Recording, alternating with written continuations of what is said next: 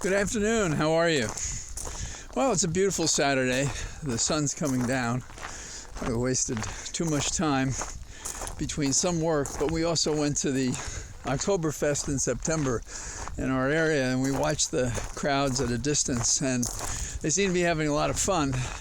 We were the only two people with masks on and sort of skirting the crowd, but we still managed to talk to a couple of people we haven't seen in ages because of the COVID containment, and then from the, being careful after Holly's operation. So, what's new? Well, the Republicans really are a terrible bunch of louts, aren't they? There's a woman, Tudor Dixon, who's running as the GOP nominee for governor in Michigan. And these people couldn't be more tasteless. What she did was she attacked Whitmer, who was supposedly going to be kidnapped, and these people have been convicted of it. And she made fun of it, comparing a metaphor for a political position. That is to say, oh, well, what's the big deal? She's taking business as hostage. Well, that's a big difference between that and somebody actually trying to kidnap you.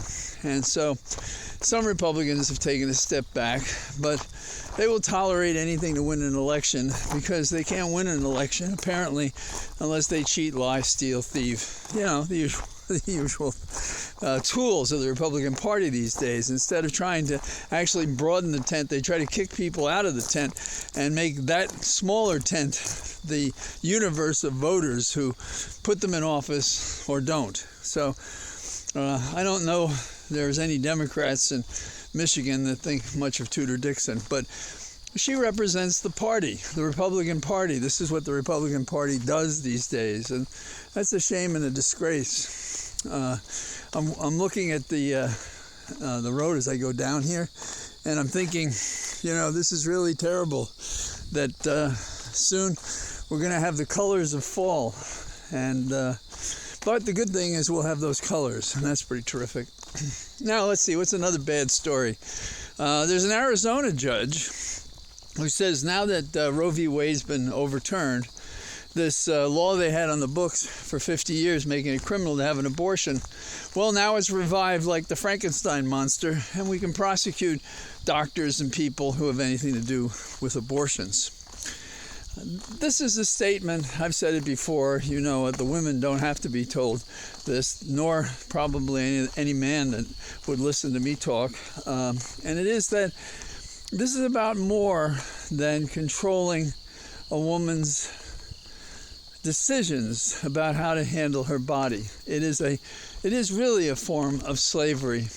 And that is to say, the badges of slavery, which were outlawed in the post-Civil War amendments to the Constitution, forbade, I believe, this kind of conduct. Now, did they specify this? No, they didn't.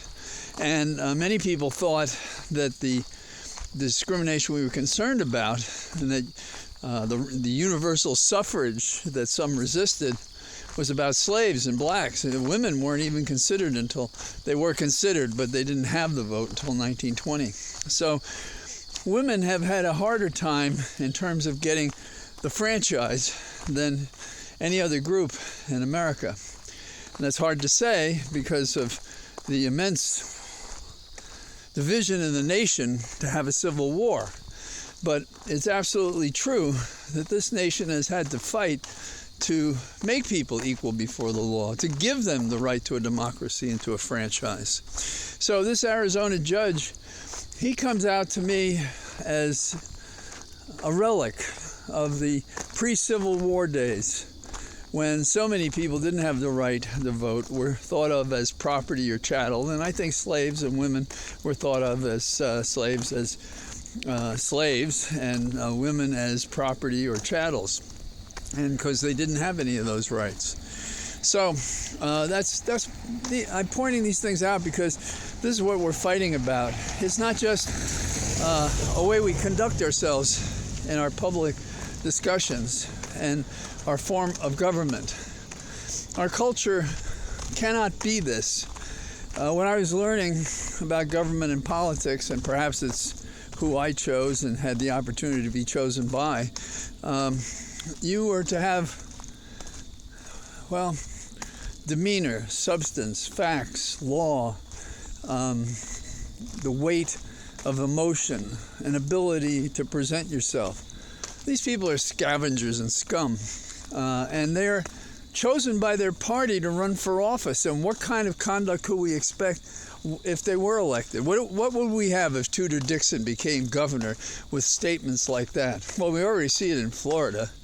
DeSantis is a poster boy for the alternate Trump, and he's working it to beat the band, and I think he's probably making headway because he doesn't have the garbage hanging around him other than his views, attitude, and the scope of his perfidy against people of color, people of different sexual persuasions, of all manner of things that recognize people as equal he does not recognize. Now, what else do we have going on? Well, McCarthy's come out with an agenda. It was sort of like he was calling back to the days when they had a contract. I called it a contract on America. A lot of people called it that.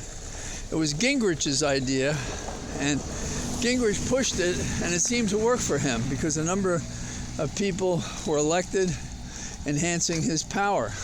And McCarthy, who is no Gingrich, not that that's so great, he is now echoing this, and it's a very sad agenda.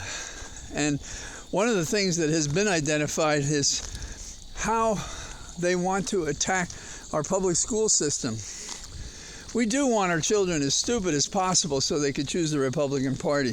We do want our children as stupid as possible so that they'll believe in QAnon. We do want our children as stupid as possible so that no logic nor discerning ability to figure out what really happened, what the facts are, would interfere with a Republican,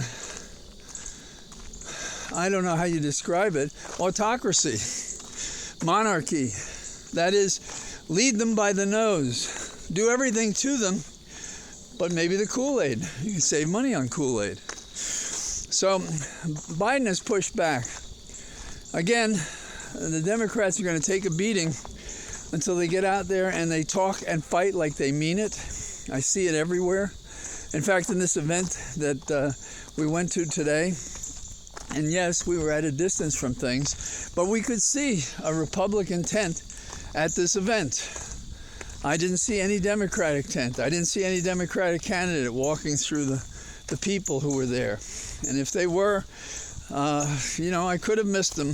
But in years past, myself and others have seen that this event was covered by Democrats. And so multiply that by all the events across America where there are elections, both midterm and local. And if we're not covering these events, we're not there, we're not answering the argument that's necessary to be decried in order to have a democratic country.